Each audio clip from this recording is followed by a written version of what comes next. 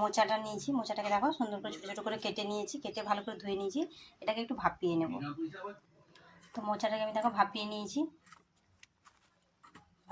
ভালো করে। তো ঝুড়িতে ঢেলে দিয়েছি যাতে জলটা একবারে শুকনো হয়ে যায়।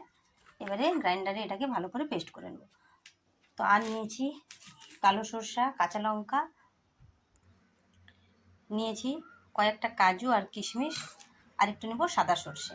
তো সাদা সর্ষে আমার বাটা আছে বলে আমি এর সঙ্গে মিশাচ্ছি না, তো এটাকে পেস্ট করার সময় দেব। তো আমি আগে মোচাটাকে ভালো করে পেস্ট করে নেব। তো দেখো মিহি করে পেস্ট করে নিয়েছি। জল প্রয়োজন একটু জল দেবে, কিন্তু পেস্টটা মিহি করে করতে হবে।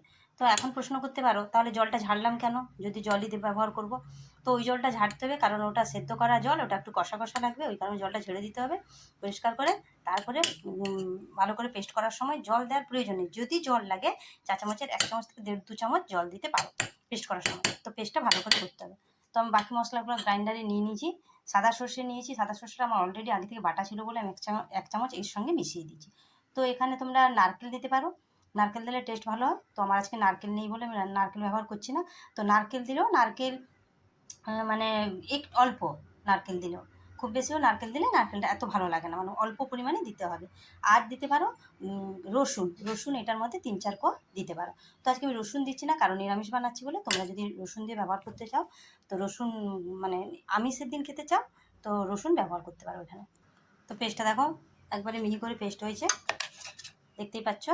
এটার মধ্যে আমি একটু নুন দিয়েছি, যেহেতু কালো সরষা দিচ্ছি, কালো সরষাটা তেতো হয় একটু, ওই জন্য সঙ্গে কাঁচা লঙ্কা নুন দিয়ে বাটলে তেতোটা কেটে যায়, তেতো হয় না। তো চলো আমি কড়ার মধ্যে তেল দিয়ে দিচ্ছি, এটা সর্ষে তেলে করতে হবে। তেল দিয়ে দিয়েছি কড়াইয়ের মধ্যে, তেলটা গরম হতে দেবো। তেলটা গরম হয়ে গেছে, এর মধ্যে দেবো কালো জিরে আর একটু দিলাম হলুদ। মোচাটাকে অনেকে অনেকভাবে করে, তো আমি এইভাবে বানাই। এর মধ্যে মোচাটা দিয়ে দিলাম, আর দেবো ওই যে মশলাটাকে পেস্ট করে রেখেছি, ওই মশলাটা মিশিয়ে দেবো। তো এটার মধ্যে মশলাটাও দিয়ে দিয়েছি, দেবো সামান্য একটু চিনি। এবারে এটাকে কিন্তু হিট কমিয়ে বাড়িয়ে নিজেদের মতো প্রয়োজন মতো এটাকে শুকনো শুকনো করে একবারে ভাজা ভাজা করে নিচ্ছি। হিটটা যদি বাড়ানো হয় তো এটা ছিটকাবে, চারদিকে ছিটিয়ে পড়বে। এই কারণে নিজের প্রয়োজন মতো হিট বাড়িয়ে কমিয়ে এটাকে শুকনো শুকনো করে ভাজা ভাজা করে নেবো। হয়তো 5-7 মিনিট টাইম লাগবে, কিন্তু ধৈর্য ধরে এটাকে ভাজতে হবে।